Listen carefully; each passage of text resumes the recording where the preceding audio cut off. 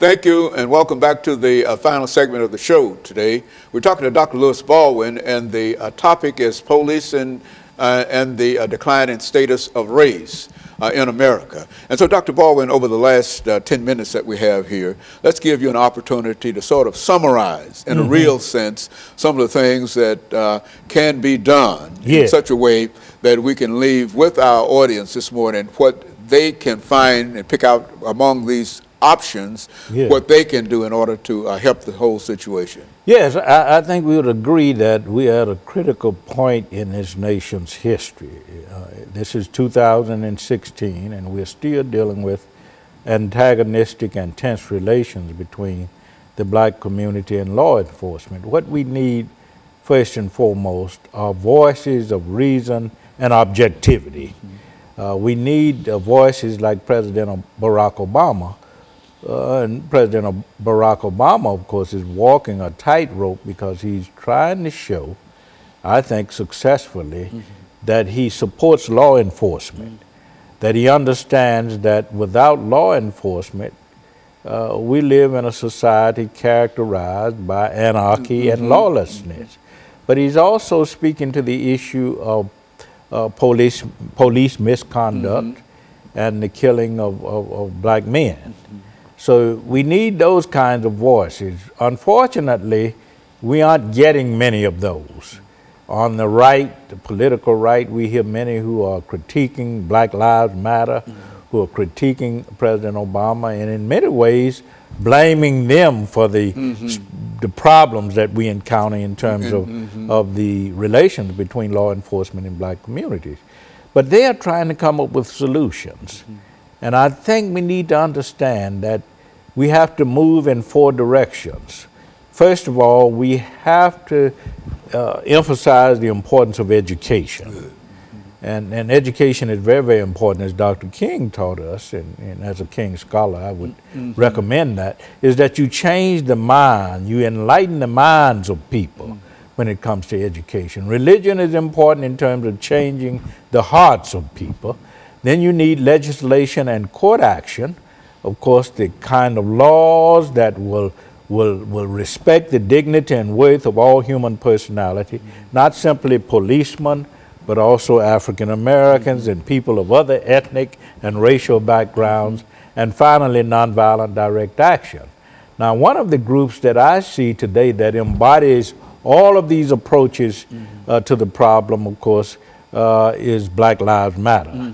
They're very much concerned with nonviolent approaches to dealing with the issues of not only racial profiling, police brutality, but also inequality in the criminal justice system. And I think we got to deal with all of these issues if we're going to solve the problem. We've seen over the last couple of weeks not only the killing of Philando Castile out in St. Paul, the killing of Alton Sterling in Baton Rouge, but we've seen the killing of police officers in Dallas and Baton Rouge. And we need to understand that we aren't going to solve these problems that exist between the black community and law enforcement until we take this fourfold approach: education that changes the mind, a religion that changes the heart. And you recall when President Obama eulogized those 5 policemen in Dallas, he talked about the need for a new heart. Dr. King talked about that in 1968, that we need a new heart. Okay, so you not only change and enlighten the mind, you change the hearts of people. You also work through court action and legislation, laws to make sure that people's rights are respected. Not only people on you don't want to set up a double standard of justice, one for police and one for citizens. It means that all people, the rights, the life, the liberty, the dignity and worth of personality of all people should be respected. And finally, nonviolent direct action. And I see Black Lives Matter as engaging in these kinds of approaches today in order to improve black community relations with law enforcement. You know, one of the things that I think you'll notice, Dr. Baldwin, and you've probably heard people make some statements in reference to it, is that Black Lives Matter has been maligned Yeah. by many people. Exactly. And I think that we see that organization as trying to accomplish exactly what you laid out there. Exactly. That they are, in a real sense, instead of trying to create a problem, they're trying to solve deal with a problem, solve a problem. Exactly. We need to keep in mind that Dr. Martin Luther King Jr. was accused of creating problems. He was accused of initiating violence.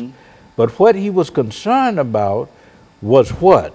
Eliminating violence and bringing about goodwill and cooperation between peoples of different racial, ethnic, and political, religious backgrounds. And if you look at the Black Lives Matter, it's not a black movement. It's a movement made up of blacks, of whites, of LGBT people, from the lesbian, gay, transgender communities, people of different religious backgrounds. They are coming together to fight for equal rights, for justice. Not only for people in the police department, but for people in our local communities. And they understand that if you're going to resolve this problem, you need people who speak with the voices of reason and objectivity. And you don't see a lot of that on the extreme right. You don't see a lot of it on the extreme left.